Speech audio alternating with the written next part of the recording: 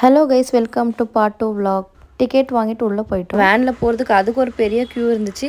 எல்லாருமே என்னை டீஸ் பண்ணிட்டு இருந்தாங்க. நான் க்யூவில் நின்றுட்டு இருக்கும் போது அப்புறமா ஃபைனல் நானும் டிக்கெட் வாங்கிட்டேன். அப்புறமா எல்லாருக்குமே அந்த சீல் போட்டுட்டு தான் வேனில் அனுப்புவாங்க. ஸோ எல்லாருமே சீல் போட்டுட்டு நாங்களும் போய் வேனில் உக்காந்துட்டோம். போய் அப்படியே ஒரு ரவுண்ட் அடிச்சுட்டு எல்லா அனிமல்ஸும் பார்த்துட்டு, ஏன்னா நடக்க முடியாது எங்கள் டேடியாலன்னு சொல்லிட்டு நாங்கள் வேனில் தான் போயிருந்தோம். ஸோ பசங்கள்லாம் ஒரே ஹாப்பி.